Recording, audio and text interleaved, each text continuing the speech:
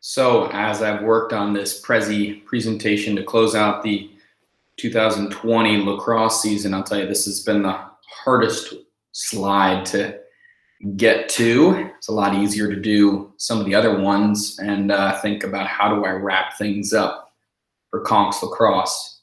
I'll tell you it's easier to be able to do this with a video camera because you do it 5 times and maybe cry less.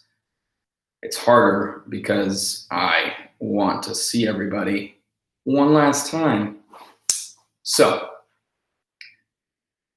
as I mentioned, the move from Key West was a financial decision for my family and a very difficult decision for me emotionally.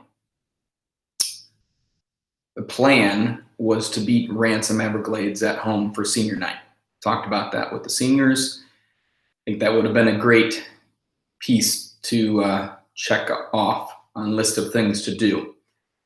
And then upset Gulliver and win districts was always the goal. Always wanted to beat Gulliver. And then have a lacrosse banquet at Hurricane Hole, enjoying the buffet, and going away party at Fort Zach. I think I was able to avoid a good amount of tears, but doesn't mean it's any less emotional of a decision. Maybe I've been bearing it a little bit more. And I always tell you, it's better to cry. It's good to laugh, cry, and think every day. I think I do a pretty good job of laughing with the kids at practice or school, and crying, it's hard sometimes. People think it's soft to cry. I think it takes a true man to cry. So don't be scared if you're dribbling some tears. So the last game I coached was a loss to Gulliver Prep. Sucks. And didn't get the chance to beat St. Augustine, which would have been perfect to beat them before moving here. So that got snagged from me. Not the ideal way to go out, but I do think about positives of being undefeated in district tournament play. Feels pretty good. Lost some games, but whenever we were in the tournament for district tournaments, we did not lose. Didn't have the opportunity at it this year. Didn't have the opportunity at it in our first year, but the 4 years we were involved, 4 trophies, no losses.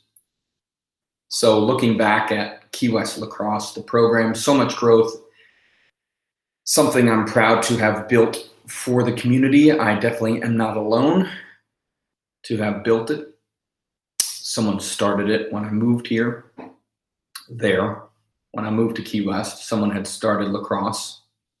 I showed up just in time for the first clinic and ran with it. So I'm going to read you a short snippet from a blog that I was writing when I first moved. It was the Key West Project. It was all about me quitting my job and moving to Key West, and kind of talk through all the fun that I had and the different adventures. I'll be sure to post that and share that with you so you guys can read that later this summer for some summer reading. Little snippet for you here. Sorry for reading, but I want you to hear my words. This was written in November 13th, 2012. Crazy. The one passion I have found to have is coaching lacrosse. There is nothing that makes me happier than teaching young people the skills and knowledge I have learned in my experience with the game, and to see their progress with just a few short months with limited practice. The goal is to build a lacrosse club or program at the youth or high school level in a region of the country that has not yet seen the expansive growth of the sport yet. Beyond coaching lacrosse, I hope to find some work that will allow me to get by while truly enjoying what I do on a daily basis. Outside of work, a high priority is to find more friends that I can add to the brotherhood formulated with unforgettable relationships made in the past. It's crazy to look back at something like that and feel like you've accomplished it. So, difficult end. But what I will remember and cherish most is last year's district championship victory at home Coach Alberto can vouch for the fact that it was hard to convince everybody to come down to Key West for districts, but we were able to do it. I played the I'm having a baby card. And they said, all right, we'll host it as long as you let us host it next year. But just that evening, winning championship, yes. Boys and girls teams winning a championship, yes. Having my daughter on the field and all of the conks celebrating together. Crazy night. Can only imagine how much fun they had afterwards. I know Alberto, myself, and Coach Chuk had a good time. So thinking about that, how much fun we brought to the community, to our small town, just with a little game of lacrosse. Lacrosse is always going to connect you to the community, somewhat, I feel, stronger than some other sports. So I encourage all the players and parents to never stop being a part of the game.